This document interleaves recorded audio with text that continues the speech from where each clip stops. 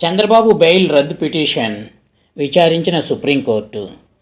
Skill development corporation కుంభకోణం కేసులో అవినీతి ఆరోపణలు ఎదుర్కొంటున్న తెలుగుదేశం పార్టీ అధినేత, ప్రతిపక్ష నాయకుడు చంద్రబాబు నాయుడు బెయిల్ రద్దు పిటిషన్పై దేశ అత్యున్నత న్యాయస్థానం విచారణ చేపట్టింది.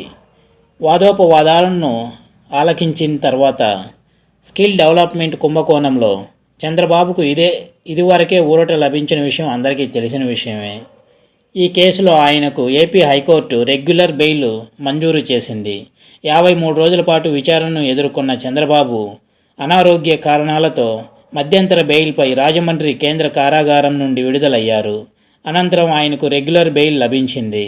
ప్రస్తుతం ఆయన బెయిల్పై ఉన్నారు. హైకోర్టు చంద్రబాబుకు బెయిల్ ఇవ్వడాన్ని ఏపీ ప్రభుత్వం సుప్రీంకోర్టులో అప్పీల్కు వెళ్ళింది. దీన్ని రద్దు చేయాలంటూ గత ఏడాది పిటిషన్లను దాఖలు చేసింది. ఆయా పిటిషన్లపై విచారణను వాయిదా వేస్తూ వస్తోంది సుప్రీంకోర్టు. ఈ ఉదయం మరోసారి విచారణ చేపట్టింది.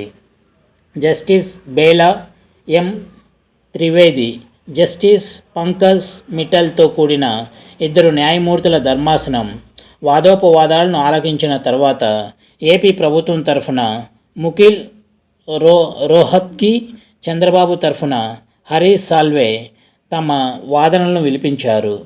ఈ ఎన్నికల అనంతరం తామే అధికారంలోకి వస్తానని, ఈ కేసుతో ప్రమేయం ఉన్న అధికారులందరిపైన కఠిన చర్యలను తీసుకుంటామంటూ తెలుగుదేశం పార్టీ బెదిరింపులకు గురి చేస్తుందని ముకుల్ రోహత్గి పేర్కొన్నారు. బెయిల్ రద్దు చేయాలంటూ విజ్ఞప్తి చేశారు.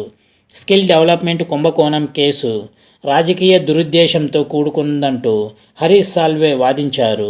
నిరాధారమైన ఆరోపణలను చంద్రబాబుపై మోపారని వివరించారు. వాటన్నిటిని పరిశీలించిన తర్వాత ఏపీ హైకోర్టుకు ఆయనకు బెయిల్ మంజూరు చేసిందని గుర్తు చేశారు. అధికారులను చంద్రబాబు బెదిరింపులకు దిగుతున్నారనడంలో అర్థం లేదని హరీష్ సాల్వే అభ్యంతరం వ్యక్తం చేశారు. వారిద్దరి వాదనలను విన్న అనంతరం విచారణను మరోసారి వాయిదా వేసింది సుప్రీంకోర్టు ధర్మాసనం. 4 వారాల పాటు అంటే ఏప్రిల్ 16వ తేదీకి వాయిదా వేసింది. ఇది వ్యూవర్స్, స్కిల్ కుంభకోణంలో చంద్రబాబు కేసు వాయిదాల మీద వాయిదాలు పడుతుంది.